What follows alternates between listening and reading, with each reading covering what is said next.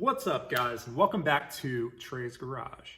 On this episode, I'm going to take you a little bit further into tube bending. On our last episode in the shop, I talked you through some welding, and I did kind of a permanent fixture for my tube bender that you can kind of see in the background. But today's episode will encompass all of tube bending theory, some principles, some things that I've learned, and some of the mistakes I've made. I'll use one of our tube doors as an example today. So look forward to it.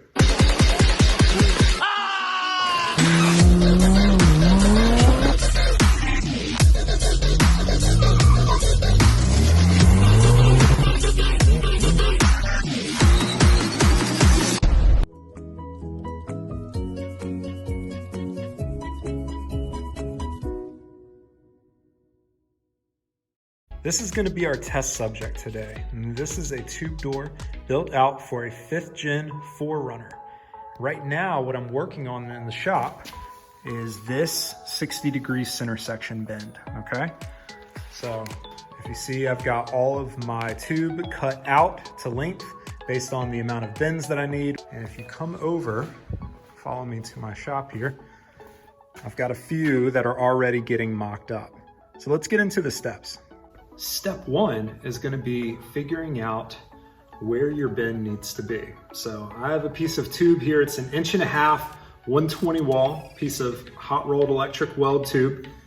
And I'm trying to figure out if I need a 60-degree bend at a certain point, where exactly does the bend need to start so that I can actually have it end where I want with the general shape that I want.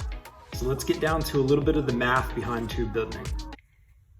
Okay, so if I want a tube with the general shape of this, and I need a 60-degree bend, and I'm looking for where I want to start my bend, and then how much additional tube do I need after the bend has been performed, I'm looking for 3 facts. Fact number 1, how much material do I need until the start of the bend?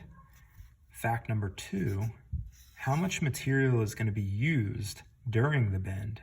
And then fact number 3, how much material after the bend has been performed? And I will show you a very easy method for learning this, and that's called a cheater bar. So a cheater bar or a cheater bend, I don't know if you can see here because of the light, but I started a general 60-degree bend with a piece of scrap pipe, and prior to doing the bend, I marked out every inch on the pipe or on the tube. I need to call it tube, it's not poop pipe. So from the start of the bend, I know that to get from here to the very end, where you can kind of see like a slide indentation where the bend finishes up and it gets flat again, I can see that there's 1, 2, 3, 4, 5, 6, 7 inches. And that would be that's my unified measurement here. But 7 inches until the bar goes back to being straight. And here I made a cut so that I could always measure off of it. And this gives me a little bit of extra wiggle room for where I can place it. So now, taking a look at the cheater bend, I know that fact number 2 is going to be 7 inches. Now let's go dial in fact number 1. Okay, so I'm going to take a look at a piece of bent material that I've already done, and I'm going to set my cheater bend directly on top of it. Now you'll see I have a line from here to the edge of the material. Now if I want to replicate this exact same bend, I know that this cheater marks the very start of my bend. So if I put a mark right here and measure out to there, I will get the exact amount of material that I need to where I need to start the bend. Then I'll know that it's 7 inches after the start of the bend, and then I just need to find out that measurement right there. All right, doing a quick calculation, and you'll have to forgive me, but I did bump my cheater bend just a little bit. That's gonna be 17 inches to the start of the bend. So now I have fact number 1 found out. All right, with fact number 1 found out, being 17 inches to the start of the bend, knowing that the bend is going to be 7 inches in itself, I know I need at least 24 inches of tube. And now we just got to find out that last little bit. Now, if I was doing a complicated bend with 2 bends in the same material, this number would need to be very accurate. But I know that I'm gonna be cutting this piece and actually notching it to fit on the bottom rail of the tube door. So I'm just gonna do a quick measurement here to finish this up. So I'm measuring at the very end of my 7 inches, and I come over here and it's looking like about 5.5 inches. So let's go find fact number 3.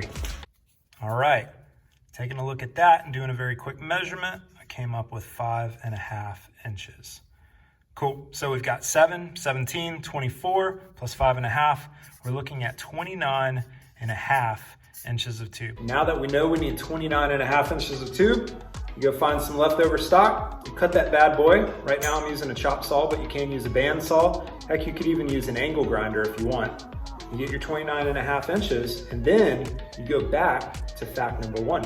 All right, knowing that it needs to be 17 inches to the start of the bend, I'm gonna lay a tape down, and I'm gonna go, and I'm gonna measure exactly 17 inches to the start of this bend.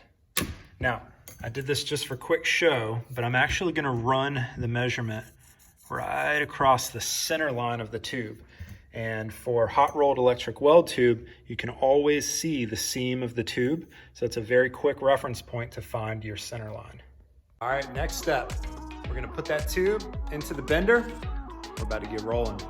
Following that center line that I told you about, going to that same mark that I made at 17 inches, and I'm lining that up to the very edge of my die because I know that right here is where the bend is gonna begin.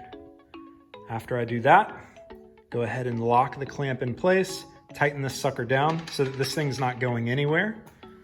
Pull all the slack out of your hydraulic ram, lock that in place, turn in your little nut there, and then you go over here and you make sure that your gauge is accurately zeroed out. Now, it's gonna get a little bit loud, but my next step is to run this all the way to 60 degrees.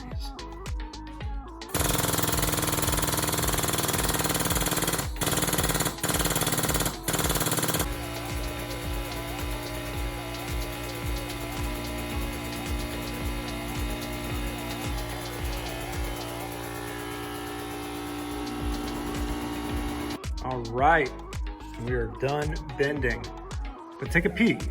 You'll notice that I bent a little over 60 degrees. In fact, I bent 4 degrees exactly over 60. Now, why would I do that? It's for something called spring back. So steel will bend and it won't exactly stay exactly as it's bent. It'll spring back just a little bit. So to combat that, you need to learn just about how far you need to bend something over so that once it releases its tension, it falls back into place naturally at 60 degrees. So I'm gonna release tension on the ram, and then I want you to take a quick peek. If you can see it, yeah. As soon as this lets up on the die, you'll see just a slight space start to happen. Here in a second. There she goes. It just released. Now we know that this has released all of its tension, and look exactly where we are. Dead nuts on 60. That's how you fight spring back. The next step is super simple. I'm just gonna take this all apart and pull my piece completely out. So I'm going to alleviate all the tension. Grab my handy dandy crescent wrench.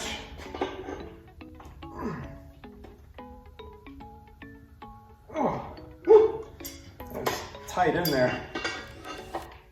There she goes. Release my clamp tension on the tube. I can go ahead and pull this completely out. And that then lets me have a nice 60-degree bent piece of tube. Let's go line it up with the rest and see how close I was. All right, hit it in the comments. Let me know if you think that I was dead on or if I was a little bit off. Well, for all those who guessed that I was dead on, check this out. Almost 100% lined up, slight millimeter off. Perfect stacks of bends, bend marks on the exact same line, and the finish right there in line with each other. There you go. All right, guys, Hope you enjoyed my quick tutorial on how to do a single, very easy bend. I'll step up the complexity a little bit and we will do a complex double bend, and we'll save that one for the next episode. Like and subscribe if you want to keep watching this. So we do fabrication, automotive and mechanical work for all cars that come into this shop. We like to wheel, go camping. So I'll try to bring you guys along for the entire trip. Look forward to it. Thanks. Bye, y'all.